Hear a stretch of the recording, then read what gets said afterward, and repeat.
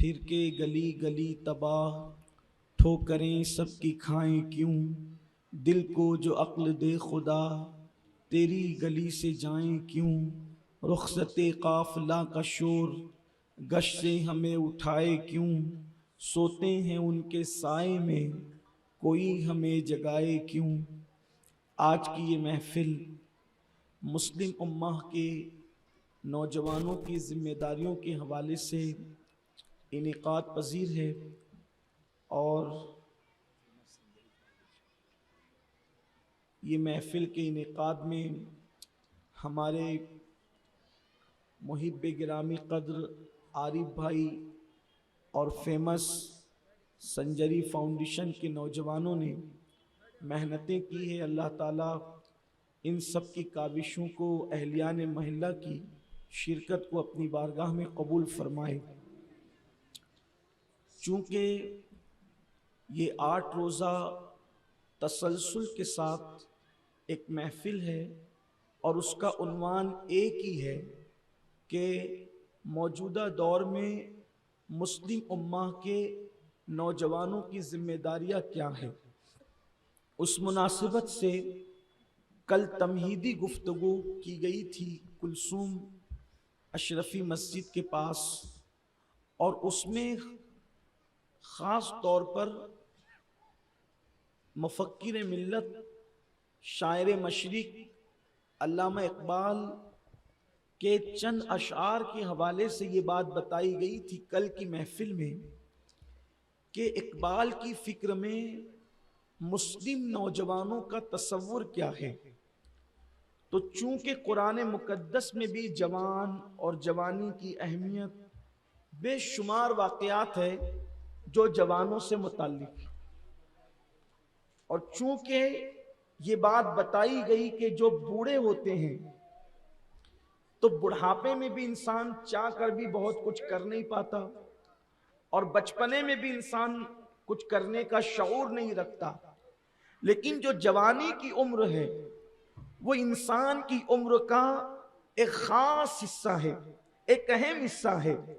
اسی لیے اللہ تبارک و تعالیٰ نے جوانی کو بھی پسند کیا اور جوانی کی عبادت کو بھی پسند کیا، لیکن شیطان یہ چاہتا ہے کہ انسان کی زندگی کا جو اصل سرمایہ ہے جسے جوانی کہتے ہیں، اس جوانی کے اندر شیطان انسان کو اغوا کر لے، اس کی فکر کو اغوا کر لے، اس کے خیالات کو اغوا کر لے، اس کے تخیلات اور تصورات کو اغوا کر کے اس کو اللہ کی راہ سے ہٹا کر اس کو شیطنت کی راہ پر لا کے ڈال دے۔ تو اس لیے انسان کو اپنی جوانی کی اہمیت سمجھ میں آنا چاہیے۔ قرآن مقدس کی یہ آیہ کریمہ اللہ فرماتا ہے لَقَدْ خَلَقْنَا الْإِنسَانَ فِي أَحْسَنِ تَقْوِيمٍ، ہم نے انسان کو اچھی صورت پر پیدا کیا۔ اس سے مراد مفسرین فرماتے ہیں کہ انسان کی جوانی ہے۔ جوانی کو اللہ تعالیٰ نے کتنا پسند کیا، اور جتنے بھی بڑے بڑے کام آپ دیکھیں سب جوانوں نے کیا۔ مثال کے طور پر جب ابراہیم علیہ السلام کو نار نمرود میں ڈالا گیا تھا، اس وقت ابراہیم علیہ السلام بالکل جوان تھے۔ اسماعیل علیہ السلام کی گردن پہ جب چھری رکھی جا رہی تھی، اس وقت اسماعیل علیہ السلام ابھی جوانی کی طرف بڑھ رہے تھے۔ اسی طریقے سے ہجرت کی شب رسول اللہ کے بستر پر جس کو سلایا گیا تھا وہ کوئی بوڑھا نہیں تھا، وہ مولائے کائنات سیدنا علی مرتضیٰ بھی جوان تھے۔ اسی طریقے سے صلاح الدین ایوبی جنہوں نے جو ہے اللہ اکبر بیت المقدس کو فتح کیا، اور ان کی فوج کے وہ سارے لوگ وہ سب کے سب جوان تھے۔ اللہ اکبر اندلس کے ساحل پر کشتیاں جلانے والا طارق ابن زیاد جو ہے وہ بھی جوان تھا۔ فاتح سندھ جو ہے وہ بھی جوان تھا۔ فاتح بدر و حنین بھی جوان تھے۔ اس لیے میرے آقا علیہ الصلوۃ والتسلیم کے پیارے دیوانوں، بڑھاپے میں انسان کچھ کر نہیں سکتا، بچپنے میں انسان کو شعور نہیں ہوتا، تو جوانی کی بڑی اہمیت ہے۔ تو اقبال نے جو ہے ایک مسلم جوان کا جو تصور دیا ہے، ایک پرندہ ہے جسے پرندوں کا بادشاہ کہتے ہیں، اس کو عقاب کہا جاتا ہے، کچھ لوگ اس کو شاہین کہتے ہیں، کچھ لوگ اس کو انگریزی زبان میں ایگل کہتے ہیں۔ تو اقبال کہتے ہیں کہ مسلم جوان اور ایگل کے اندر اور شاہین کے اندر کوئی فرق نہیں ہے، حالانکہ وہ ایک پرندہ ہے لیکن پرندوں کا بادشاہ ہے، اس کے اندر کچھ صفات ہے، کل ان صفات کا ذکر ہم نے کیا تھا لیکن اس کی تشریح بھی کی تھی۔ آج چونکہ کچھ لوگ نئے بھی ہیں، میں کوئی تشریح نہیں کروں گا اس کی، لیکن اس کی کچھ صفات ہے، جیسے جو باز ہے پرندہ جسے ہم باز کہتے ہیں، عقاب شاہین جس کو کہتے ہیں کہ وہ دوسروں کا کیا ہوا شکار نہیں کھاتا، اسی طریقے سے وہ گھونسلوں میں نہیں رہتا، گھونسلوں میں رہنا وہ اپنی توہین سمجھتا ہے۔ اقبال کہتے ہیں کہ پرندوں کی دنیا کا درویش ہوں میں، پرندوں کی دنیا کا درویش ہوں میں، کہ شاہی بناتا نہیں آشیانہ، اللہ اکبر۔ اسی طریقے سے جو ہے جو عقاب کی خصوصیت یہ ہوتی ہے کہ عقاب جو ہے وہ موسم سے کبھی گھبراتا نہیں بلکہ موسم کو وہ انجوائے کرتا ہے۔ اسی طریقے سے کل یہ پیغام دیا گیا کہ دنیا میں بھی موسم بدلتے رہتے ہیں، بدلتے ہوئے موسموں سے کبھی مت گھبرانا، کبھی غموں کے موسم آتے ہیں، کبھی خوشیوں کے موسم آتے ہیں، کبھی آرام کے موسم آتے ہیں، کبھی تکلیفوں کے موسم آتے ہیں، ان موسموں سے گھبرانے کی ضرورت نہیں ہے۔ مسلمان کا توکل اللہ پر رہنا چاہیے۔ یہ کل چند چیزیں پیش کی گئی تھی لیکن آج اس سے لگ کر کے ایک اور بات بتانا چاہتا ہوں۔ عقاب کی خصوصیت اور بھی ہے، شاہین کی خصوصیت اور بھی ہے کہ وہ سارے پرندوں میں سب سے اونچا اڑتا ہے۔ اقبال اپنی قوم کے جوانوں کو پیغام دینا چاہتے ہیں کہ چھوٹی چیز پر کبھی اکتفا مت کرنا، چھوٹی چیز پر کبھی جو ہے وہ ٹھہر مت جانا، بلکہ تمہارا ہدف جو ہے وہ بہت بڑا ہونا چاہیے، تمہارے منصوبے بڑے ہونے چاہیے۔ یاد رکھنا، انسان جو منصوبہ لے کر کے چلتا ہے وہی کامیاب ہوتا ہے، جس کے پاس کوئی زندگی کا منصوبہ نہیں رہتا۔ جانور اور انسان کی زندگی میں فرق ہے، ایک بہت بنیادی فرق یہ ہے کہ جانور کی زندگی کا کوئی منصوبہ نہیں ہوتا اور انسان کی زندگی کا منصوبہ ہوتا ہے۔ اب اگر میری قوم کے جوانوں کے پاس کوئی منصوبہ نہیں ہے، کوئی ہدف نہیں ہے، کوئی ٹارگٹ نہیں ہے، تو اس کا مطلب آپ جانوروں کی زندگی جی رہے ہو۔ ایک متعین کرو اپنی زندگی کا مقصد، آپ کو بننا کیا ہے، آپ کو کرنا کیا ہے۔ میں کہتا ہوں نہیں، دین کے اندر، مذہب کے اندر آپ بہت مرتبے والے نہیں بن سکتے، نہ بنو، لیکن کم سے کم دنیا میں تو کوئی مرتبہ حاصل کر لو، کم سے کم دنیا ہی کے اندر کوئی ترقی کر لو۔ لیکن آج مسلم جوانوں کا کوئی ٹارگٹ نہیں، کوئی ہدف نہیں، دن بھر 8 گھنٹہ ڈیوٹی کریں گے اور اس کے بعد جو وقت ملے گا وہ ہوٹلوں پر آ کر کے ضائع کریں گے، دوستوں کے اندر ضائع کریں گے، پارکوں میں ضائع کریں گے، کھیل کود میں ضائع کریں گے۔ یہ وقت بہت قیمتی سرمایہ ہے، اس کا صحیح استعمال کرو۔ بہت زیادہ باہر رہنے کی بجائے اپنے کام کے اندر اپنا وقت صرف کرو۔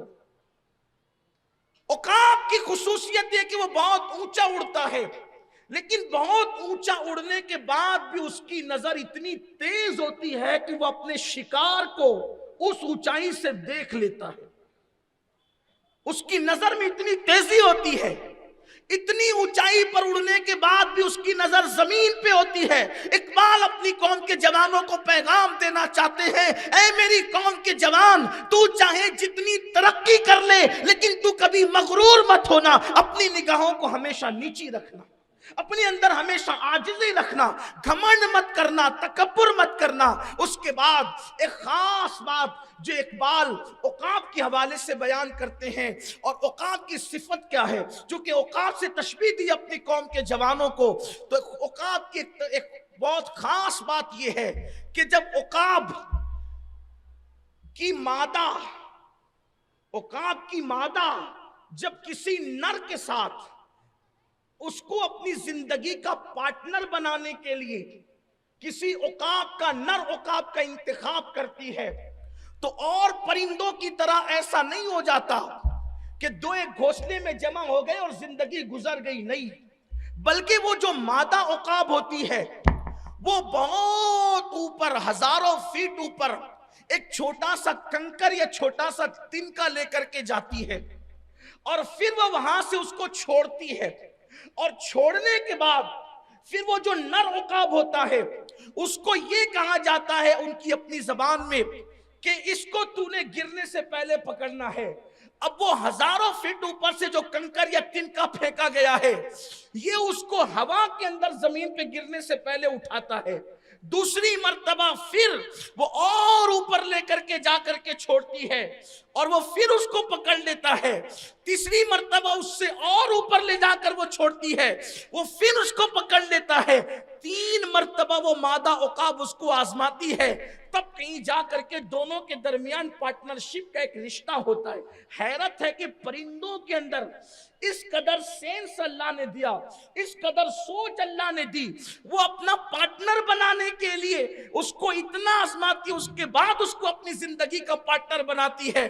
اب اقبال گویا کہ اپنی قوم کو پیغام دے رہے ہیں کہ اگر کسی کو اپنی زندگی کا پارٹنر بناؤ, یعنی دوست کی حیثیت سے, یا کاروبار میں کسی کو شریک کرو, یا پھر کسی کو شوہر کی حیثیت سے عورت تلاش کرے, یا عورت کو کوئی شوہر تلاش کرے, تو صرف سفید چمڑی پر اور میٹھی میٹھی گفتگو پر اکتفا مت کر لینا, بلکہ اگر تم کسی کو دوست کی حیثیت سے ڈھونڈنے نکلو تو اس کے چہرے کا رنگ روپ مت دیکھو, اس کے اندر صلاحیت دیکھو.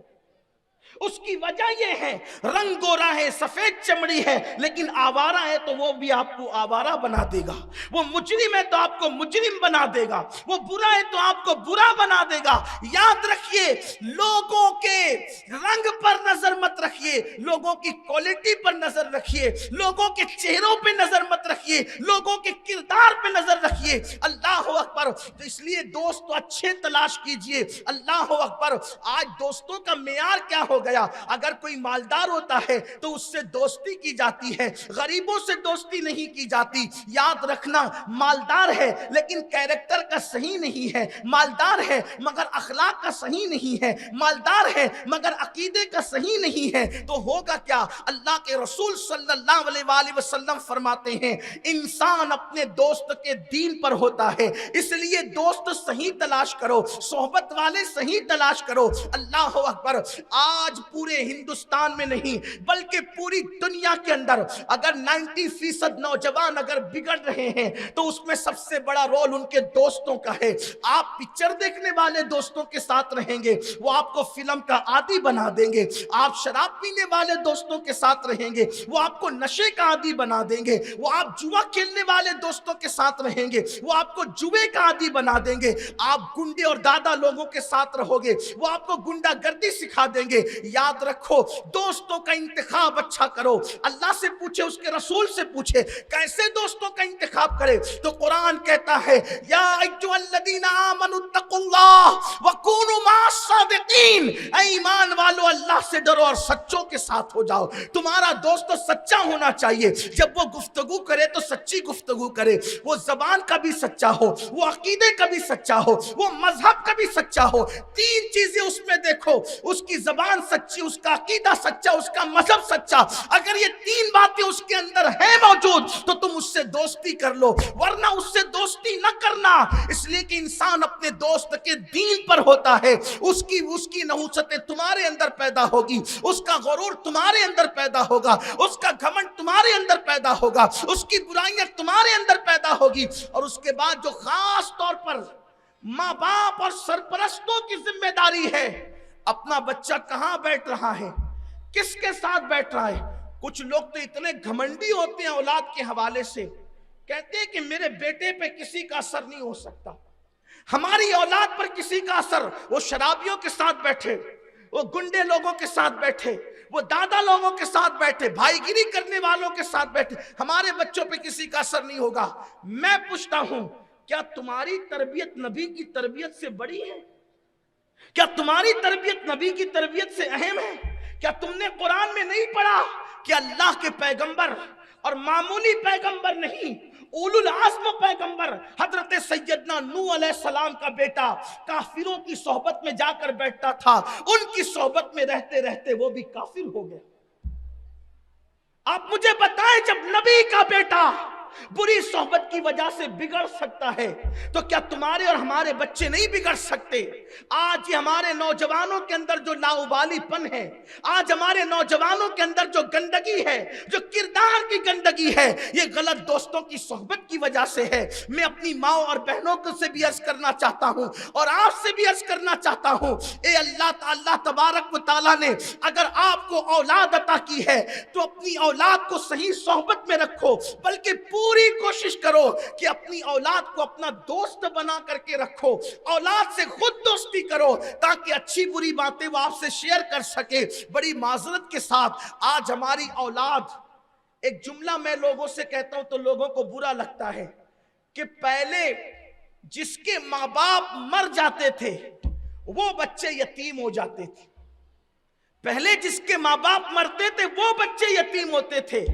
आज माँ बाप होने के बाद भी बच्चे यतीम हैं। आप कहेंगे माँ बाप होने के बाद बच्चे यतीम कैसे हैं? यतीम कौन? न जिसको माँ का प्यार मिले न बाप का प्यार मिले। यतीम कौन? न जिसको माँ की तरबियत मिले न बाप की तरबियत मिले। बोलो हमारे बच्चे यतीम है कि नहीं जीते जी? आप कहेंगे वो कैसे? मैं कहता हूं कि क्या माँ अपनी औलाद को वक्त दे पा रही है? माँ के पास खाने पकाने कपड़े धोने के बाद जो टाइम बचता है वो मोबाइल लेकर के बैठ जाती है। बाप कारोबार से आता है वो टीवी का मुंह पकड़ के बैठ जाता है, मोबाइल लेकर के बैठ जाता है। बच्चों को तो ना माँ की सोहबत मिल रही है ना बाप की सोहबत मिल रही है। फिर ये बच्चे आखिर इनकी तरबियत कैसे होगी?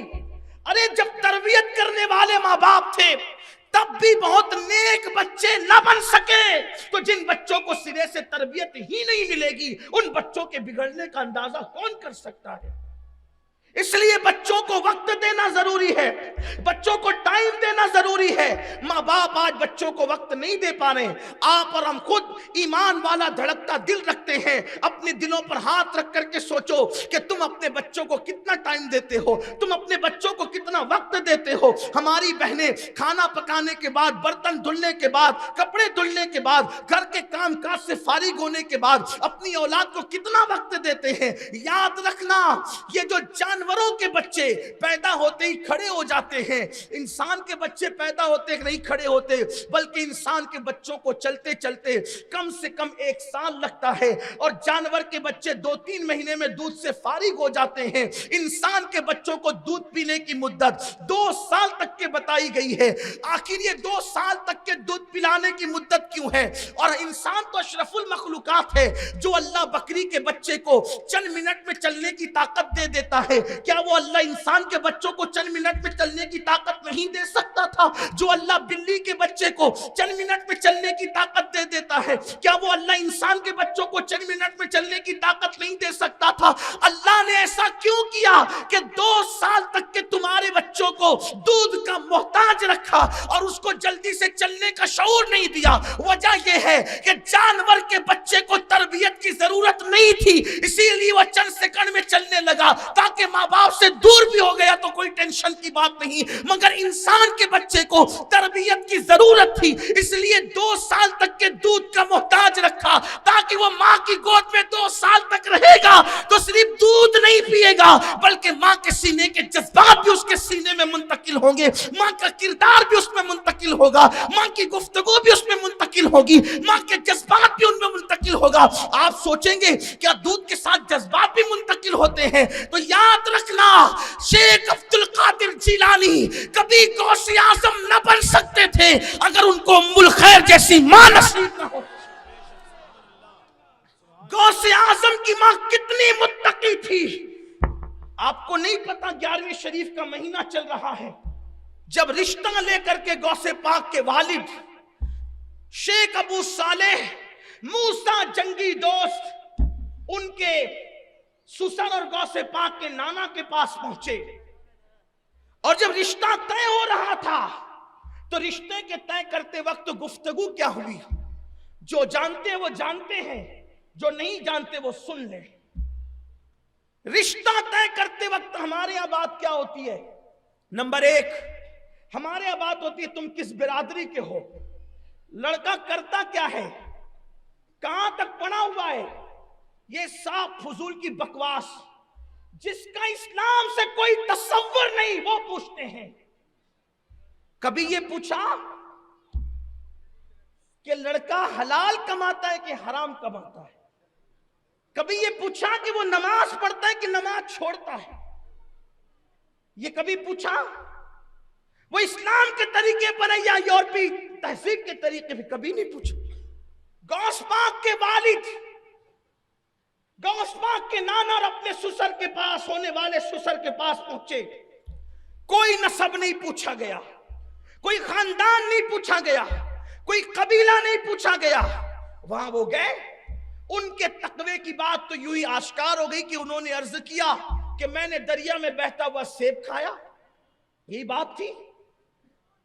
حضرت ابو صالح موسیٰ جنگی دوست کا تقوی حضرت سیدی عبداللہ سومئی سالار کے پاس یہ عیاں ہو گیا کہ جو دریا کا سیب کھانے پر بے چین ہو وہ کتنا متقی ہوگا۔ تو انہوں نے اپنے پاس چند مہینے رکھا کہ چیک کریں کہ صرف ایسی بات ہوا میں کرنے کے لیے آیا واقعی متقی بھی ہے، اس لیے کہ کسی کا تقوی ایک دن میں پتہ نہیں چلتا، اس کو کئی دن تک اپنے پاس رکھیں گے تبھی تو پتہ چلے گا۔ تو سرکار غوثیت مآب کے والد کو غوث پاک کے نانا نے مہینوں رکھا، اور اس کے بعد جب دیکھ لیا ٹھوک بجا کر کے بہت متقی ہے تو کہا میری بیٹی ہے اس سے نکاح کرو گے؟ یہ سیب کی جو غلطی آپ نے کی ہے بے پوچھے کھانے کی، اس کی معافی اسی وقت ہوگی جب تم میری بیٹی سے شادی کرو۔ ایک سیب کھانے کی سزا کیا ہے؟ جو دریا میں بہتا ہوا سیب آیا وہ کھا لیا تھا پوچھے بغیر، کئی دن کی بھوک تھی، افطار کرنا تھا، روزہ افطار کرنا تھا، کھا لیا۔ آج تو میرا جوان کیا کیا کھاتا ہے، کبھی اس کے ماتھے پہ شکن نہیں آتا۔ ابو صالح موسیٰ جنگی دوست غوث پاک کے والد ایک سیب بغیر پوچھے کھا لیا، کئی دن تک مزدوری کی، باغ کو پانی دیا، باغ کی رکھوالی کی، جانور چرائے، اور اس کے بعد آخری میں یہ مصیبت ڈالی جا رہی ہے ظاہری طور پر میری بیٹی سے شادی کرو گے تو معافی ہوگی، لیکن بات اتنی ہے کہ میری بیٹی کے اندر کچھ کمیاں ہیں۔ کمیاں کیا ہے کہ وہ آنکھ سے اندھی ہے، وہ کان سے بہری ہے، وہ زبان سے گونگی ہے، وہ پیر سے لنگڑی ہے، وہ ہاتھ سے لولی ہے، اس کے ساتھ تمہیں شادی کرنی ہوگی۔ حیرت کی بات ہے، آپ مجھے بتانا، گرے سے گرا بالکل نچلے طبقے کا انسان بھی اگر کسی بہت مالدار بہت شریف گھرانے کی بیٹی کے بارے میں بھی کہا جائے کہ وہ اندھی ہے، لنگڑی ہے، لولی ہے اور گونگی ہے، اس کے ساتھ تم نے نکاح کرنا ہے، وہ کہے گا اتنی بڑی مصیبت زندگی کی کہاں لوں؟ یہی تو بات ہے۔ لیکن حیرت کی بات یہ ہے کہ جب شیخ عبد القادر جیلانی غوث پاک کے والد کو جب یہ بات کہی کہ ایسی عورت سے نکاح کرو گے، انہوں نے کہا اگر سیب کی معافی اسی پر موقوف ہے کہ اتنی بڑی مصیبت سر لے لوں تو میں دنیا کی ہر مصیبت اٹھانے تیار ہوں، لیکن اللہ کی بارگاہ میں جواب دینے کے لیے میرے اندر ہمت نہیں ہے۔ میں ایسی لڑکی سے نکاح کرنے کے لیے بن دیکھے کا تیار ہوں، اندھی بھی چلے گی، لنگڑی بھی چلے گی، لولی بھی چلے گی، گونگی بھی چلے گی، سب چلے گا، لیکن بس قیامت میں میری پکڑ نہیں ہونا چاہیے کہ میں نے بے پوچھے سیب کیسے کھا لیا۔ معاف کر دیں گے آپ اگر شادی کا؟ ہاں، کہا ٹھیک ہے پھر نکاح کر لو۔ نکاح ہوا، حجرے عروسی میں آئے تو کیا دیکھا؟ ایک چاند کا ٹکڑا ہے، ایسا لگا جیسے چاند اتر آیا ہے زمین پر، اس لیے کہ وہ کوئی معمولی خاندان کی عورت نہ تھی، وہ رسول اللہ کے خاندان کی عورت تھی، حضور کے گھرانے کی بیٹی تھی، ان کا سلسلہ نسب امام حسین سے جا کر کے ملتا تھا، حسن تھا، جمال تھا، کوئی دوسرا جوان ہوتا تو اس کی کیفیت کیا ہوتی؟ لیکن غوث پاک کے والد چاند سا ٹکڑا حجرے میں دیکھ کر کے مصلی بچھا کر نماز شروع کر دی۔ ایسا لگتا ہے جیسے لڑکی غلطی سے بدل گئی۔ آج اس کو ہاتھ نہیں لگانا کیونکہ جس کے ساتھ رشتہ طے ہوا تھا یہ وہ نہیں ہے، وہ تو اندھی تھی، اس کی تو آنکھیں ہیں، وہ تو بہری تھی، اس کے تو کان ہیں، وہ تو گونگی تھی، یہ تو بولتی ہے، وہ تو لونجی تھی، یہ تو اس کے ہاتھ رکھتی ہے، وہ تو لنگڑی تھی تو پیر رکھتی ہے۔ پھر کیا ہوا؟ رات پر نماز پڑھی جیسا کہ معمول تھا۔ وہ خاتون نے بھی او جی کیا جی کچھ نہیں، کوئی گفتگو نہیں، اس نے بھی پیچھے مصلی بچھایا، وہ بھی عادت کے مطابق نماز پڑھنے۔ ہمارے یہاں شب برات سال میں ایک بار آتی ہے تو بھی لوگ پوری رات عبادت نہیں کرتے۔ وہ کیا دور تھا کہ مسلمانوں کی ہر رات شب برات ہوا کرتی تھی۔ اس اعتبار سے کہ وہ ہر رات عبادت کرتے تھے. لوگوں کو آج گناہ کرتے ہوئے راتیں کم پڑتی ہے.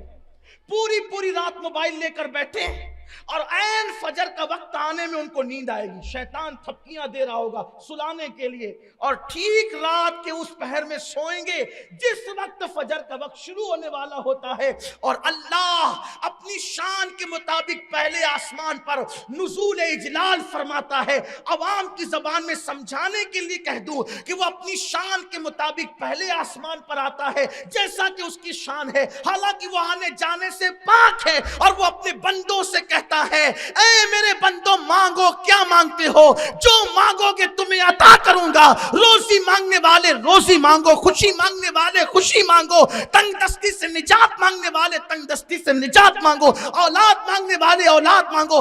ہر رات کے آخری حصے میں اللہ کی رحمتیں پہلے آسمان پر متوجہ ہو کر تمہارے دروازے دل پہ دستک دے رہی ہوتی ہے اور تم عیاشیاں کر کے عین اسی وقت میں سو رہے ہوتے ہو. مسلمانوں کو زندگی میں کبھی تعویذ کی ضرورت نہ پڑے اگر مسلمان رات کے آخری حصے میں اللہ سے مانگنا سیکھ جائے. میں تعویذ کا منکر نہیں ہوں, لیکن یہ قوم ڈیپینڈ ہو گئی تعویذات پر. بخار ہو تو تعویذ, تکلیف ہو تو میں کہتا ہوں جس قوم کا ڈائریکٹ تعلق رسول اللہ نے اللہ سے جوڑ دیا ہو, وہ قوم اللہ کو چھوڑ کر اوروں کے دروازے پہ دستک دے رہی ہے. جب تک تمہارا رشتہ اللہ سے جڑا رہا اور تم نے نبی کے وسیلے سے اللہ کی بارگاہ میں تم سوال کرتے رہے, وہ کیا چیز تھی جو تم نے مانگا اور تمہیں اللہ نے عطا نہیں کیا.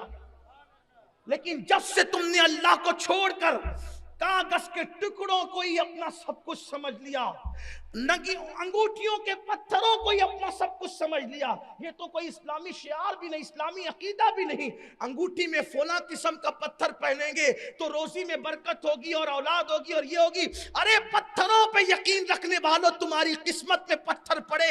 اسلام پتھروں کا مذہب نہیں ہے. رسول اللہ تو دنیا میں تشریف لا کر پتھروں سے خراج وصول کر کے بتا رہے ہیں کہ یہاں پتھروں کو پوجا نہیں جاتا, بلکہ پتھروں سے درود و سلام کی نظریں وصول کی جاتی ہے. اس کو سلام جس کو حجر تک کرے سلام, اس پر درود جس کو تہجد شجر کی ہے.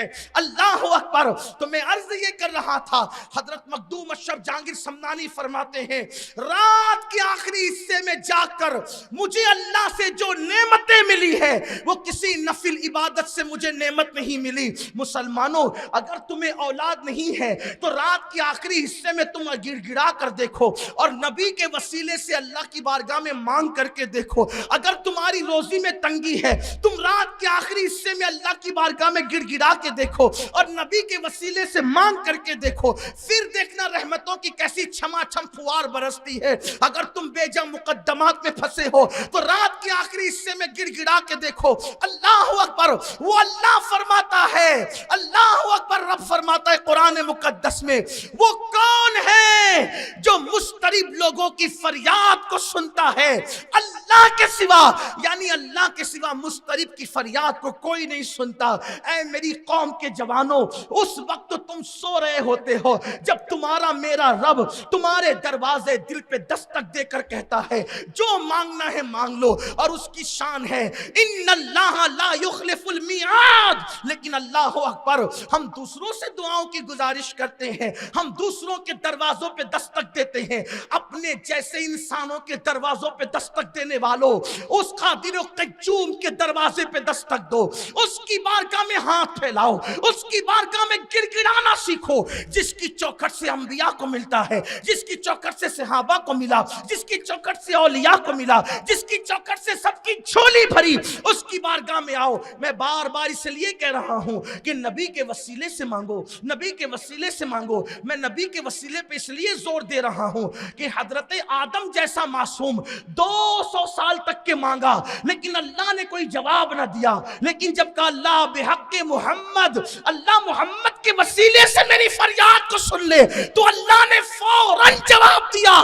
پتہ چلا کس سے کتنے ہی ناراض ہوتے ہیں، لیکن جب محبوب کا نام اس کی زبان پہ آتا ہے تو فوراً جواب دے کر کے بتاتے ہیں کہ پھر تمہاری خطاؤں کو نہیں دیکھتے، یار کے صدقے تمہاری فریاد کو سن لیا کرتے ہیں۔ اسی لیے جب بھی مانگو اپنے نبی کے وسیلے سے مانگو۔ آپ کو حیرت ہوگی، آپ کو جب آدم نے اللہ کے نبی کا سید الانبیاء کا نام لیا تو اللہ نے کہا تمہیں کیسے پتا چلا کہ محمد میرے محبوب ہے؟ تو عرض کیا کہ جب تو نے میرے اندر روح ڈالی تھی تو میں نے عرش کے اوپر تیرے نام کے ساتھ اسی محمد کا نام لکھا دیکھا، میں سمجھ گیا کہ جس کا نام تو نے اپنے نام کے ساتھ لکھا ہے سب سے زیادہ وہ تجھے محبوب ہے۔ تو ارشاد ہوا آدم ان کا واسطہ دے کر تو نے صرف اپنے لیے مانگا، آدم اگر ان کے واسطے سے پوری کائنات اپنی اولاد کے لیے مانگ لیتا تو میں سب کو بھی عطا کر دیتا۔ رات کی آخری پہر میں گڑ گڑاؤ اللہ کی بارگاہ میں۔ بہرحال تو عرض یہ کر رہا تھا کہ حضور غوث پاک کے والد مصلی بچھا کے نماز پڑھتے ہیں، آپ کی والدہ بھی پیچھے کھڑی ہو جاتی ہے۔ صبح ہوئی تو حضور غوث پاک کے نانا آپ کے پاس آ کر کہتے تیرا چہرہ بتاتا ہے کہ رات کیسے گزری۔ ہاں کہا اچھی گزری، مگر تم نے اپنی بیوی کا منہ نہیں دیکھا؟ کہا ایک جھلک دیکھا۔ تو خیال آیا کہ غلطی ہوئی ہے دلہن کے پہنچانے میں۔ کہا کیا مطلب؟ کہا آپ نے تو اندھی کہا تھا لیکن وہ تو اکھیاری ہے، آپ نے تو بہری کہا تھا وہ تو سنتی ہے، آپ نے تو لولی کہا تھا اس کے تو ہاتھ ہے، آپ نے تو لنگڑی کہا تھا اس کے تو پیر ہے۔ فرمایا میرے بیٹے میں نے تیرے ساتھ کوئی مذاق نہیں کیا، میں نے جو کہا سچ کہا، لیکن ہم نے جو گفتگو کی اپنی زبان میں سمجھانے کے لیے ٹیکنیکلی گفتگو کی، ٹیکنیک کے ساتھ گفتگو کی۔ کیا مطلب؟ میری بیٹی اندھی اس لیے ہے کہ اس نے کبھی کسی اجنبی کا چہرہ نہیں دیکھا۔ میری بیٹی اندھی بیٹی کو اس لیے کہا کہ اس نے کسی اجنبی کا چہرہ نہیں دیکھا، بہری اس لیے کہا کہ اس نے کبھی کسی کی غیبت نہیں سنی، گونگی اس لیے کہا کہ اس نے کبھی اپنی زبان سے جھوٹ نہیں بولا، اور لولی اس لیے کہا کہ اس نے اپنے ہاتھ سے کبھی ظلم نہیں کیا، لنگڑی اس لیے کہا کہ اس نے کبھی باپ کا آنگن نانگ کر کے باہر کی دنیا کو نہیں دیکھا، وہ باہر چل کر نہیں گئی۔ وہ تیری ہی بیوی ہے، جو میں نے کہا تھا وہ سچ ہے، جو تو نے دیکھا وہ بھی سچ ہے۔ اب آپ مجھے بتائیں مسلمانوں کی بیٹیاں کیسی ہوتی تھی کہ ان کی عمر کا حصہ 40 سال کی عمر کو پہنچ جاتی تھی، لیکن کبھی وہ بیٹی کسی اجنبی مرد کا چہرہ نہیں دیکھتی تھی۔ اور آج کی بیٹیوں کو کیا ہو گیا؟ آج کی بیٹیاں تو معاذ اللہ سب کی بیٹیاں ایسی نہیں، لیکن حالات رلا رہے ہیں، خون کے آنسوں میں حالات رلا رہے ہیں۔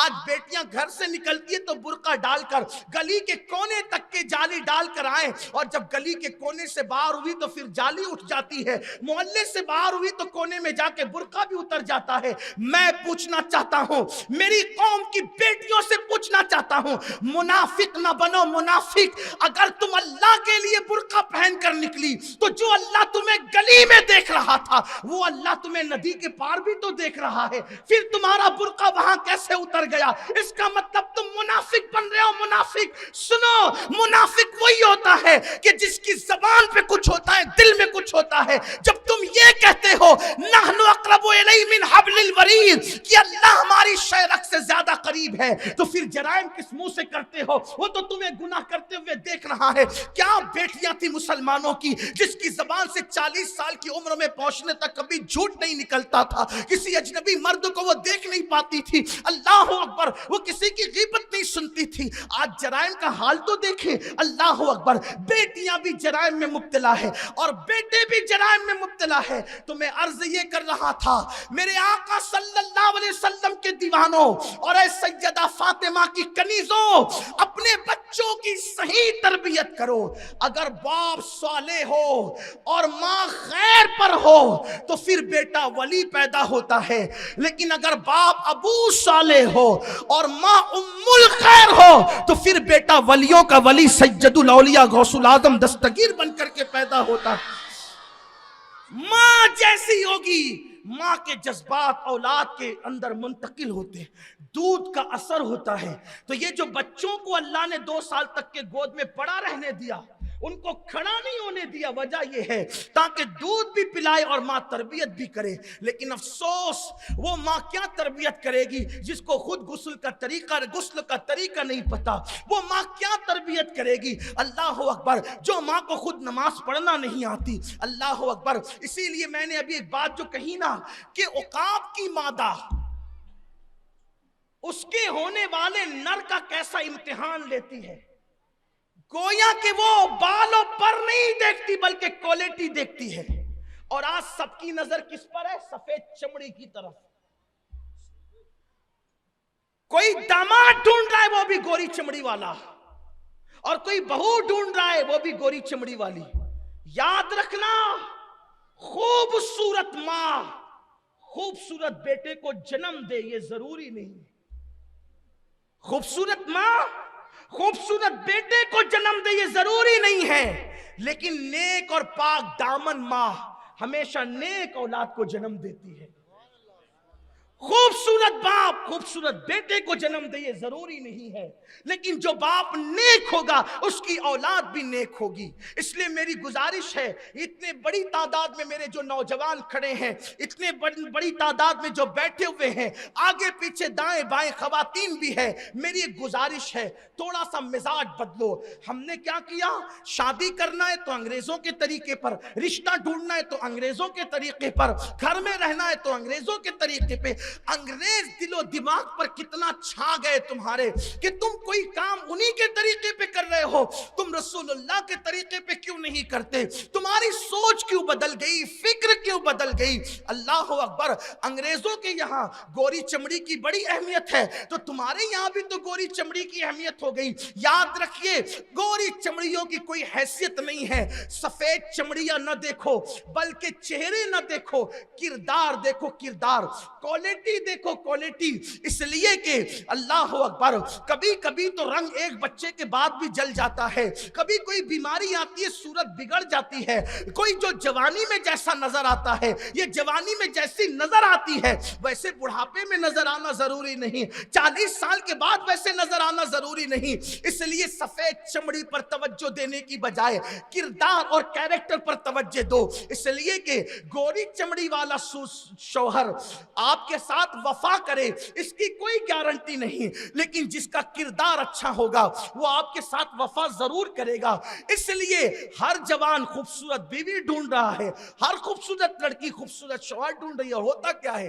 انٹرنیٹ پہ بیٹھ کے رشتے طے ہو رہے ہیں، موبائل پہ رشتے طے ہو رہے ہیں. کیا دیکھ کر؟ صورت دیکھ کر، ٹی شرٹ دیکھ کر، جنس دیکھ کر، چہرے کا وجود دیکھ کر، جسم کا موٹاپا اور ڈنڈ دیکھ کر یہ رشتے طے ہو رہے ہیں. یہ بھی کوئی رشتے طے کرنے کی چیز ہے؟ اسلام تو کہتا ہے کردار دیکھو، کیریکٹر دیکھو. اللہ کے رسول علیہ السلام اللہ اکبر کس طرح کردار کی بات کرتے ہیں، کس طرح کیریکٹر کی بات کرتے ہیں. ہاں، اگر کسی صاحب کردار کی صورت خوبصورت ہو تو پھر سونے پہ سہاگا ہے. میں یہ نہیں کہتا کہ خوبصورت لوگوں کو نیگلیکٹ کر دے، خوبصورت لوگوں کا اوائڈ کر دو، میں نہیں کہتا، لیکن پہلے سیرت دیکھو پھر صورت دیکھو. کیونکہ صورت کا کوئی اعتبار نہیں ہے، سیرت کا اعتبار ہے. صورتیں بنتی بگڑتی رہتی ہے، لیکن سیرت جس کی جوانی میں اچھی ہوگی وہ بگڑے گی نہیں، آئندہ اچھی ہوتی رہے گی، اس کے اندر ترقی ہوتی رہے گی. اللہ کے رسول علیہ السلام نے اپنی سب سے چہیتی بیٹی سیدہ طیبہ طاہرہ خاتون جنت مخدومہ کائنات ملکہ فردوس سے بری خاتون قیامت سیدہ فاطمہ الزہرا کا رشتہ جب اپنے چچا کے بیٹے مولائے کائنات کے ساتھ کیا تو اپنی بیٹی کو کیا جا کر کہا؟ میری بیٹی، میں نے اپنے خاندان کے سب سے بہترین انسان کو تیرے لیے منتخب کیا ہے. بولو تم کیا کہتی ہو؟ میرے آقا صلی اللہ علیہ وسلم کے دیوانوں، اللہ اکبر. نیک سیرت بیٹیاں گھروں میں بیٹھی ہے، نیک سیرت لڑکوں کو رشتے اچھے نہیں آ رہے ہیں. اللہ اکبر. ہم کوالٹی نہیں دیکھ رہے ہیں. ان کر کے باہر نکلتا ہے گورا چٹا خوبصورت ہے لیکن نکما ہے، دے دیا بیٹی اس کو. ہنسنے کی بات نہیں، ایسے نکمے چھوکروں کو، اور مالیگاؤں کی زبان میں کہوں تو پھکٹ کھاؤ لوگوں کو بیٹیاں دے دیتے ہو، پھر پوری زندگی وہ روتی رہتی ہے، پوری زندگی اپنی قسمت پہ ماتم کرتی رہتی ہے. صورتیں مت دیکھو، سیرت دیکھو. محنتی ہے کہ نہیں، متقی ہے کہ نہیں, بااخلاق ہے کہ نہیں, باکردار ہے کہ نہیں, گھمنڈی تو نہیں ہے. اگر گھمنڈ والا ہے تو نہ دینا, ورنہ اپنی صورت پہ اتراتا رہے گا. آپ سے پوچھتا ہوں, حضرت بلال حبشی کی صورت کیا تھی؟ حضرت بلال حبشی کی صورت, اسلام صورت پر نہیں جاتا, اسلام سیرت کی بات کرتا. حضرت بلال حبشی کی صورت کیا تھی؟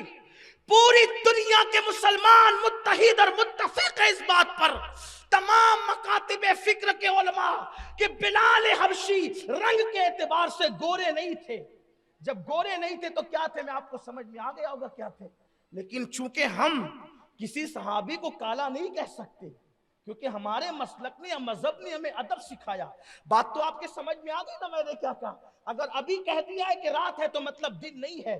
تو جب یہ بات کہہ دی گئی کہ بلال حبشی گورے نہیں تھے تو کیا تھے وہ آپ کو سمجھ میں آ گیا. مگر بلال کا رنگ جو ہے وہ پکا تھا, مگر بلال کے کردار کا حال یہ تھا کہ وہ زمین پہ چلتے ہیں اور ان کے قدموں کی آہٹ جنت میں رسول اللہ کو سنائی دیتی. اللہ کے رسول علیہ السلام جب معراج سے تشریف لائے تو آقا نے فرمایا, بلال کیا بات ہے کہ میں نے جنت میں میرے آگے آگے, توجہ کریں, آگے آگے اللہ کے رسول فرما رہے آگے آگے, رنگ دیکھو اور ڈھنگ دیکھو, صورت دیکھو اور سیرت دیکھو. کیا سیرت ہے بلال کی؟ کہتے ہیں اللہ کے رسول میں نے تجھے اپنے آگے آگے جنت میں چلتے ہوئے, تیری قدموں کی آہٹ میں نے جنت میں اپنے آگے آگے سنی. ایک بات اس سے پتا چلی, نمبر ایک کہ حضور اپنی امت سے کتنا پیار کرتے ہیں, کہ حضور اپنی امت کی چھینک کی آواز نہیں پہچانتے, صرف کھانسی کی آواز نہیں پہچانتے, صرف منہ کے نکلنے کی آواز نہیں پہچانتے. اللہ کے رسول تو تمہارے چلنے سے جو قدموں کی آہٹ ہوتی ہے اس آہٹ کو بھی اللہ کے رسول پہچانتے. نبی تمہیں کتنا پہچانتے ہیں کہ تمہارے قدموں کی آہٹ کو بھی حضور پہچانتے ہیں. حضور جان رہے ہیں کہ یہ ابو بکر کے پیروں کی آواز نہیں ہے, یہ بلال کے پیروں کی آواز ہے. جو قدموں کی آہٹ کو پہچانتا ہو کیا وہ چہروں کو نہیں پہچان سکتا؟ اپنے نبی کی ہم سے محبت تو دیکھو, اپنے نبی کی ہم سے پیار تو دیکھو. حضور قدموں کی آہٹ سے تو ماں بھی نہیں پہچانتی, قدموں کی آہٹ سے تو باپ بھی نہیں پہچانتا. لیکن باہر مصطفیٰ جان رحمت تمہاری عظمتوں کو سلام, اتنے بڑے ہو کر, اتنی شان والے رسول ہو کر, غلاموں پر اتنا کرم کہ لوگوں کے پیروں کی آہٹ کو بھی آپ پہچانتے ہیں کہ یہ بلال کی ہی آواز ہے, یہ ابو بکر کی آواز نہیں ہے, یہ بلال ہی کی آواز ہے, یہ عمر ابن خطاب کے قدموں کی آہٹ نہیں ہے. ذرا سوچو تو صحیح مسلمانوں, اپنے نبی کی شان کیا ہے, اپنے نبی کا مقام. وہ نبی ہمیں قدموں کی آہٹ سے بھی پہچانے, اور ہم نبی سے اتنے دور ہو گئے کہ ہم نبی کو پہچان ہی نہیں پا رہے ہیں, ہم نبی کی عظمت کو پہچان نہیں پا رہے ہیں, ہم نبی کی شان کو پہچان نہیں پا رہے ہیں, ہم نبی کے وقار کو پہچان نہیں پا رہے ہیں. اے میری قوم کے جوانوں, آؤ اپنے نبی سے قریب آئیں, آؤ اپنے رسول سے قریب آئیں. سب کے قریب ہو کر کے دیکھا, کبھی اللہ کے محبوب کے قریب بھی ہو کر کے دیکھو, سب کے لیے آنسو بہا کے دیکھا, کبھی اللہ کے محبوب کے لیے بھی آنسو بہا کے دیکھو, سب کے زلف و رخسار کی بات کر کے دیکھا, کبھی مصطفیٰ جان رحمت کے زلف و رخسار کی بھی بات کر کے دیکھو. لیکن اپنی گفتگو سمیٹتے ہوئے عرض کروں, بات ختم کرتے ہوئے, کہ سوچو بلال حبشی کا رنگ کیا تھا, لیکن کردار اور کیریکٹر کی وجہ سے بلال کے قدموں کی آہٹ جنت میں آگے آگے رسول اللہ کو سنائی دی. میرے کریم آقا سے انہوں نے عرض کی, سرکار نے کہا کیا وجہ ہے بلال وجہ کیا ہے کہ تیری قدموں کی آہٹ میرے آگے آگے جنت میں نے سنی؟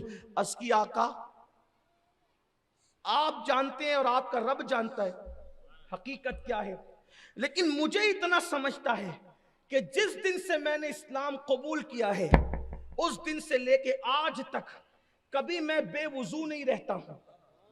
جب بھی میرا وضو ٹوٹتا ہے میں فوراً وضو کر لیتا ہوں, اور جب وضو کر لیتا ہوں تو میں اس کے بعد فوراً 2 رکعت نماز پڑھ لیتا ہوں. شاید اسی کی برکت ہے کہ جنت میں آپ کے آگے آگے قدموں کی آہٹ سنائی دی.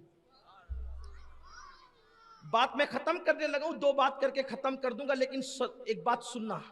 آج کل لوگ کہتے ہیں نا کہ جادو ہو گیا, اس پر سحر ہو گیا, اس کو جنات لگ گیا, اس کو چڑیل لگی, یہ ہو گیا وہ ہو گیا.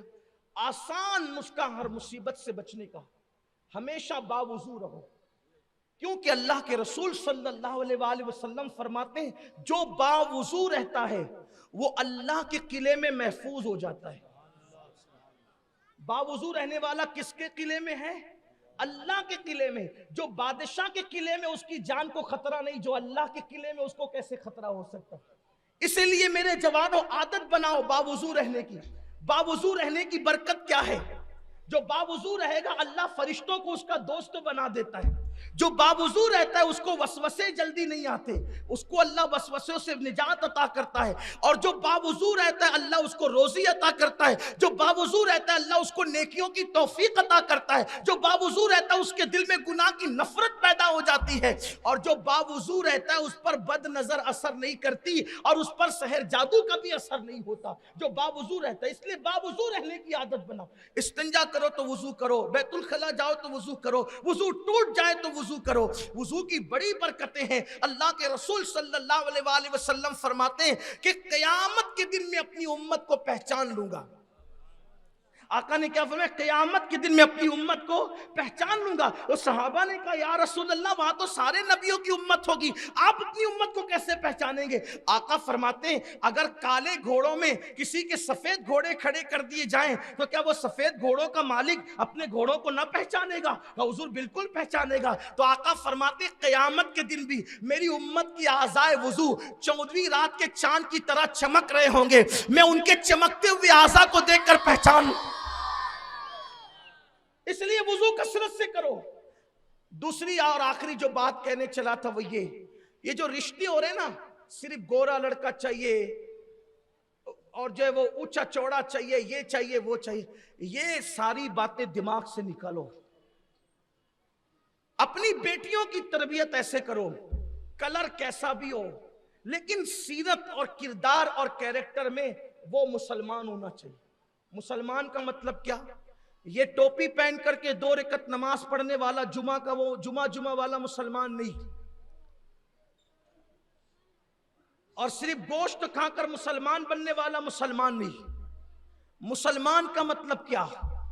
وہ چلے تو اسلام جھلکے، وہ بیٹھے تو اسلام جھلکے، وہ بولے تو اسلام جھلکے. کیسا؟ دیکھو مسلمان کیسے تھے. مسلمانوں کی پہچان کیا تھی؟ چند یہودیوں سے بڑا اسلام کا کوئی دشمن نہیں دنیا میں. چند یہودی ایک راستے سے جا رہے ہیں تو راستے میں ان لوگوں نے دیکھا کہ بیچ راستے میں پتھر پڑا ہوا ہے. یہودیوں نے دیکھا کہ بیچ راستے میں پتھر پڑا ہوا ہے تو آپس میں بات کرنے لگے شاید اس راستے سے کوئی مسلمان نہیں گزرا ہوگا، شاید اس راستے سے کوئی مسلمان نہیں گزرا ہوگا. کیونکہ اگر کوئی مسلمان اس راستے سے گزرتا تو وہ مسلمان راستے میں پتھر کو پڑا رہنے نہیں دیتا، ہٹا دیتا. کیونکہ ان کے نبی کا فرمان ہے جو راستے سے تکلیف دینے والی چیز کو ہٹا دے تو وہ ایمان کی شاخوں میں سے ایک شاخ پر عمل کر رہا ہے.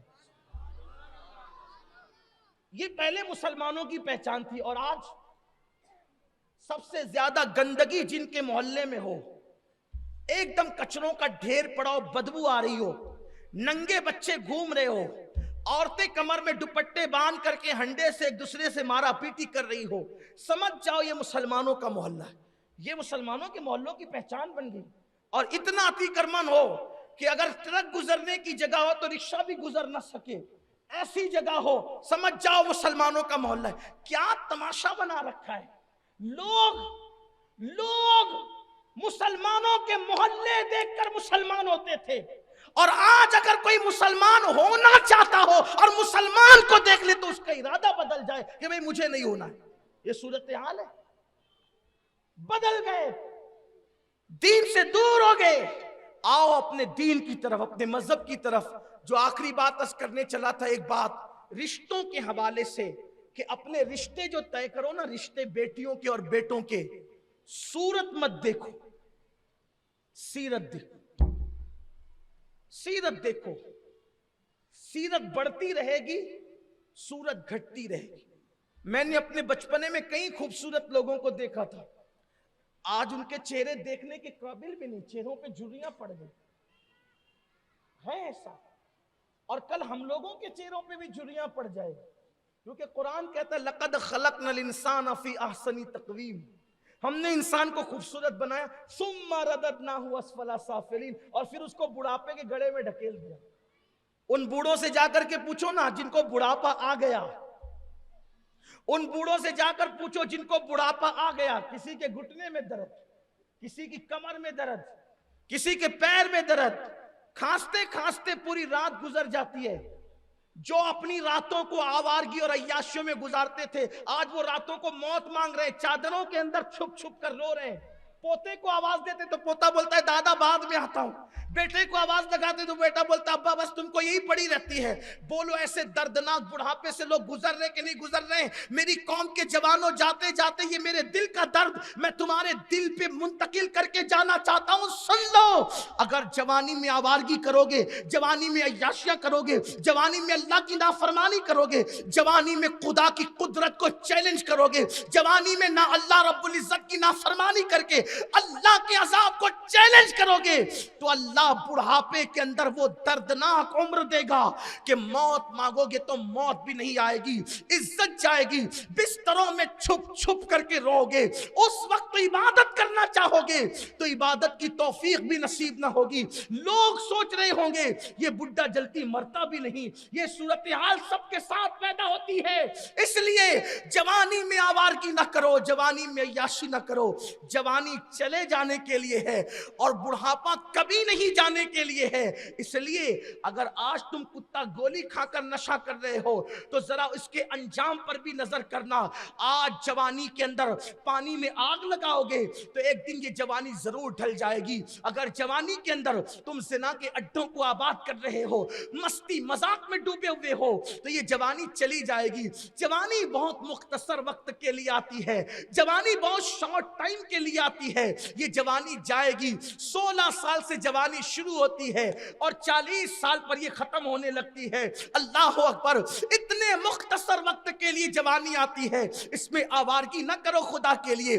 مگر وہ جوان جو اپنی جوانی کو اللہ کی عبادت میں گزارے، وہ جوان جو اپنی جوانی کو پاک دامنی میں گزارے، وہ جوان جو اپنی جوانی کو نشے سے بچتے ہوئے گزارے، وہ جوان جو اپنی جوانی کو ظلم سے بچتے ہوئے گزارے۔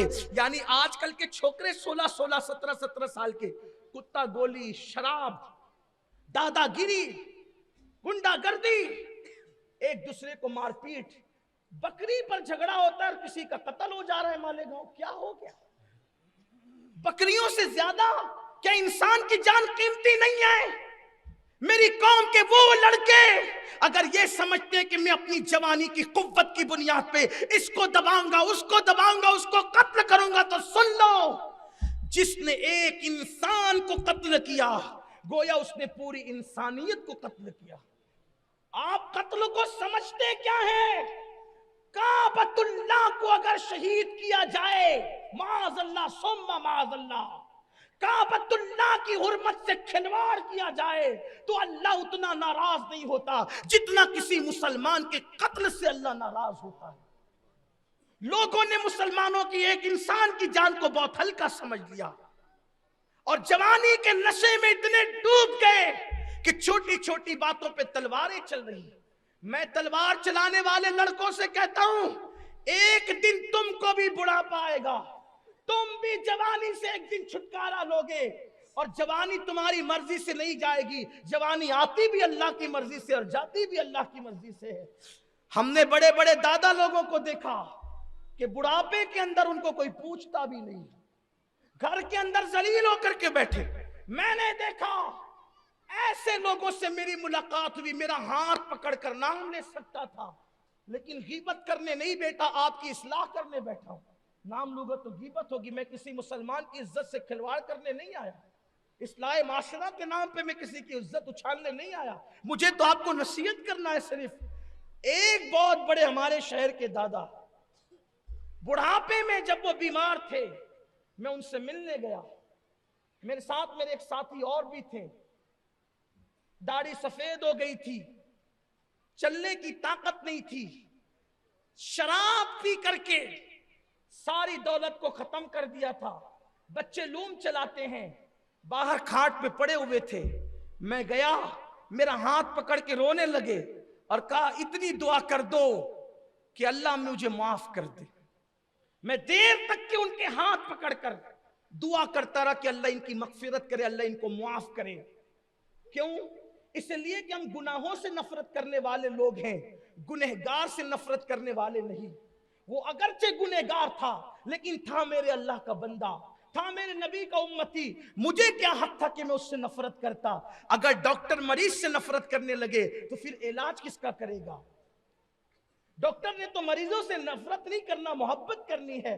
تو ہم لوگوں کو بھی چاہیے کہ ہم گناہ سے نفرت کرتے ہیں، گنہگار سے نفرت نہیں کرتے. ہمیں شراب سے نفرت ہے، شرابی سے نفرت نہیں. ہمیں چوری سے نفرت ہے، چور سے نفرت نہیں. ہمیں زنا سے نفرت ہے، زانی سے نہیں. ہم اس کو بچانا چاہتے ہیں، سماج میں نئی زندگی دینا چاہتے ہیں، اس کو سماج میں کھڑا کرنا چاہتے ہیں. ہم تو یہ کہتے ہیں کہ لوگوں کے دھندے گاہکوں سے چلتے ہیں، اور علماء کی جو نشستیں سجی ہوئی ہے وہ گنہگاروں کی وجہ سے. اگر گنہگار مکمل نیک ہو جائیں تو ہم نصیحت کی محفل کس کے پاس جا کر کے سجائیں گے؟ امر بالمعروف اور نہیں عن المنکر کا فلسفہ کس کے سامنے پیش کریں گے؟ تو میں دونوں ہاتھ پکڑ کر کے ان کے لیے دعا کرتا رہا، اور میں کہتا رہا کہ بابا آپ بھی میرے لیے دعا کریں. پھر انہوں نے ایک جملہ روتے ہوئے کہا، بیٹا، انہوں نے مجھے کہا، بیٹا اگر ہو سکے تو کوئی ہاسپٹل قائم کر لے، اس لیے کہ آج میرے پاس علاج کو پیسے نہیں ہے تو مجھے ٹریٹمنٹ صحیح طور پہ مل نہیں پا رہا. انہوں نے یہ کہا، اللہ گواہ ہے، ہو سکے تو کوئی میڈیکل کھول لے تاکہ غریبوں کو صحیح طور پہ تو دوا پہنچا سکے. اس لیے کہ میرا بچپنا ان کے سامنے گزرا تھا. انہوں نے یہ بات کہی، میں نے ان کا ہاتھ پکڑتے ہوئے اللہ کی بارگاہ میں آنکھ بند کر کے اسی وقت عہد کیا کہ انشاءاللہ ان کی زندگی میں یہ کام کر دیں گے. لیکن زمین خریدی تو اتنا وقت چلا گیا کہ ان کی زندگی میں تو وہ کام نہیں ہوا، اور بالآخر ان کا انتقال ہوا. لیکن ان کے اوپر اللہ رحم کرے کہ ان کو احساس تھا گناہوں کا. اللہ نے رمضان المبارک میں ان کو موت عطا فرمائی، اور شاید جمعہ کا دن تھا ان کو موت آئی. اس کا مطلب یہ تھا کہ وہ بندہ گیا تو جنتی ہو کر گیا، کیونکہ آخری میں توبہ کر لی. لیکن تھی بڑی دردناک بات. اگر تم لوگوں سے عبرت حاصل نہیں کرو گے میری قوم کے جوانوں، تو تمہاری زندگی عبرت بن جائے گی.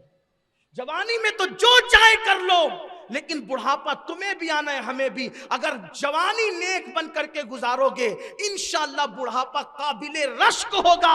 ہر بوڑھا ذلیل نہیں ہوتا. جو جوانی میں نیک عمل کرتے ہیں دنیا بڑھاپے میں بھی ان کو عزت کے ساتھ پکارتی ہے، ان کی عزت گھر میں بھی ہوتی ہے، ان کی عزت باہر بھی ہوتی ہے. اس لیے میں اپنے تمام جوانوں سے کہنا چاہتا ہوں، بہت دور چلے گئے اللہ کی بارگاہ سے، بہت دور چلے گئے رسول اللہ کی بارگاہ سے. میری قوم کے جوانوں، آؤ اپنے دین کی طرف آؤ، اپنے مذہب کی طرف آؤ، اپنے گناہوں سے اللہ کی بارگاہ میں توبہ کرو، اور سچی توبہ کرو، اور اپنی زندگی کو بدل دو، اپنی زندگی میں انقلاب پیدا کر دو، اور ایک نیک انسان بن کر کے اپنی زندگی گزارو. کبھی یہ مت سوچنا کہ میں تو بہت گناہ کر چکا، میں تو بہت جرائم کر چکا، اب میں کیسے توبہ کروں. یاد رکھنا، انسان اگر ہزاروں سال گناہ کرے اور ایک مرتبہ اللہ کی بارگاہ میں توبہ کر لے تو اس کا ایک مرتبہ توبہ کرنا اس کے ہزاروں سال کے گناہوں کا کفارہ بن جاتا ہے، اور اللہ اس کو معاف کر دیتا ہے. صرف ایک بات پیش کر کے جو میں بات کرنا چاہ رہا تھا، بیچ میں باتیں نکل آئی، وہ بات ختم کروں. اگر کوئی انسان اللہ کی طرف پلٹنا چاہے، اس کو کچھ کرنے کی ضرورت نہیں ہے، صرف اس کو شرمندہ ہونے کی ضرورت ہے، اس کو توبہ کرنے کی ضرورت ہے، اس کو اللہ کی بارگاہ میں معافی مانگنے کی ضرورت ہے. بس اس کو زیادہ کچھ نہیں کرنا. اس لیے کہ میرا اللہ اپنے بندوں سے 70 ماؤں سے زیادہ پیار کرتا ہے. اگر کسی کی 70 مائیں وہ بفرض محال ہو نہیں سکتی، تو 70 مائیں مل کر ایک بچے کو کتنا پیار دے گی؟ اس سے کروڑوں درجہ زیادہ اللہ اپنے بندوں سے پیار کرتا ہے. ہم نے سب کے پیار پہ توجہ دی، رب کے پیار پہ توجہ نہیں دی. دیکھو کتنا پیار کرتا ہے، کتنا پیار کرتا ہے. ایک مرتبہ ایک شخص جس نے 40 سال تک، کتنے سال تک؟ 40 سال تک اللہ کا نام تک نہیں لیا. اتنا غافل تھا اللہ سے کہ اللہ بھی اس نے نہیں کہا. 40 سال تک گناہ ہی کرتا رہا. جب اللہ تعالیٰ کسی کو سدھارنا چاہتا ہے نا تو اس کو تھوڑی سی کچھ سزا اس پہ ڈالتا ہے، مصیبت ڈالتا ہے. یہ مصیبتیں کبھی کبھی کسی کو سدھارنے کا ذریعہ بن جائے، تکلیفیں کسی کو سدھارنے کا. لیکن میری قوم کا حال یہ کہ کورونا جیسی وبا بھی ہمیں سدھار نہیں سکی. یعنی کتنے قوم کے دل سخت ہو گئے، سدھرنے کو کوئی تیار ہی نہیں، کوئی پلٹنے کو تیار نہیں. اللہ ماشاءاللہ. تو جلدی جلدی بات مکمل کروں. 40 سال تک اللہ کا نام نہیں لیا، اللہ تعالیٰ کو اس پہ ناراضگی ہوئی. اللہ نے بارش روک دی، بارش رکی تو سب پریشان ہوئے. اتفاق سے وہ دور تھا حضرت موسیٰ علیہ السلام کا، دور موسیٰ تھا. حضرت موسیٰ علیہ السلام کے پاس لوگ آئے اور آنے کے بعد کہنے لگے اللہ کے کلیم دعا کر دے کہ اللہ بارش برسا دے.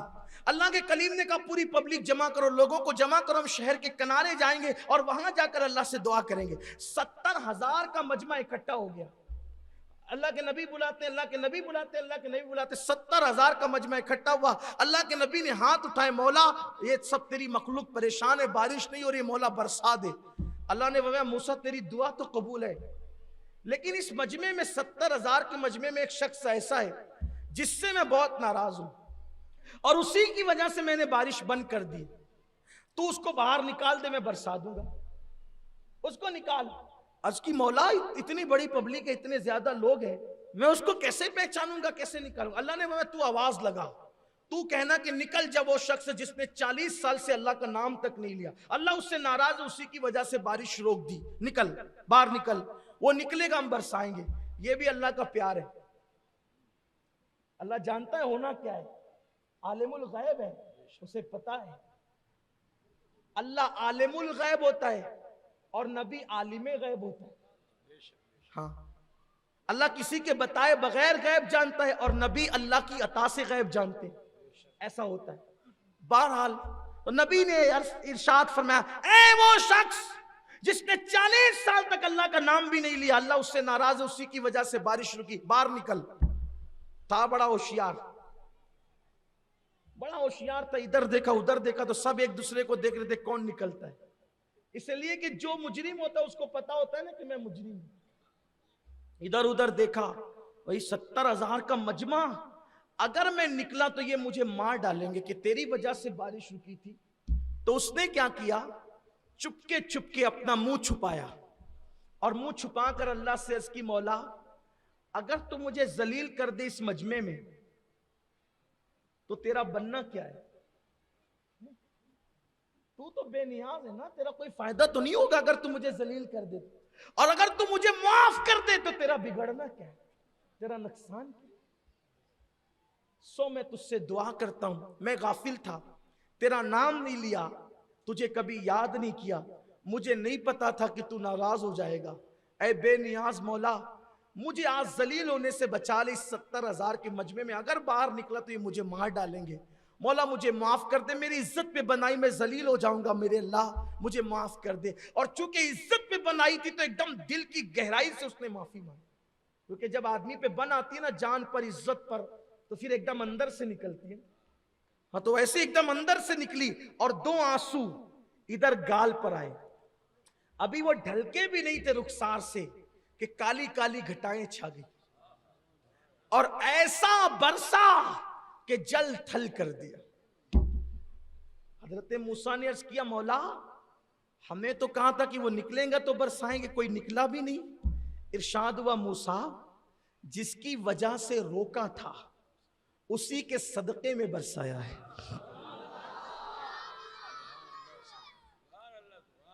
جس کی وجہ سے روکا تھا اسی کے صدقے میں برسایا. مولا چند لمحوں کے اندر مردود محبوب کیسے ہو گیا. چند لمحوں میں، چند لمحوں کی بات ہے صرف، مردود محبوب کیسے ہو گیا. ارشاد ہوا میرے موسیٰ اس نے توبہ کر لی، 2 آنسوؤں کے قطرے پیش کر دیے میری بارگاہ میں، ہم راضی ہو گئے اس سے. اور صرف راضی نہیں ہوئے، محبوب بھی بنا لیا. اور صرف محبوب ہی نہیں بنایا، جتنے گناہ کیے تھے وہ سب نیکیوں میں کنورٹ کر دیے، تبدیل کر دیے، سب نیکیوں میں ڈال دیے، نیکیوں کے کھاتے میں ڈال دیے. اللہ اکبر. حضرت موسیٰ اب توجہ کرنا، گناہ بھی معاف کیے، نیکیوں میں تبدیل بھی کر دیے، محبوب بھی بنا لیا، اس کے صدقے میں برسا بھی دیا. کتنا عظیم ہو گیا وہ توبہ کرنے والا کہ اس کے صدقے میں بارش برسنے لگی. ارے جب گناہ سے توبہ کرنے والے کے صدقے میں برس سکتی ہے تو جو گناہ کرنے والوں کو اپنی شفاعت سے جنت میں لے جانے والے رسول سید المعصومین ہے, ان کے صدقے میں کیا نہیں مل سکتا. اس کے صدقے میں برسی نا, اس نے توبہ کیا تو اسی کی وجہ سے برسایا. اب جانتے ہو محبوب بھی بنایا, برسایا بھی, گناہوں کو نیکیوں میں کنورٹ بھی کر دیا, تبدیل بھی کر دیا. اب حضرت موسیٰ کہتے ہیں مولا ذرا بتا تو صحیح وہ بندہ کون ہے.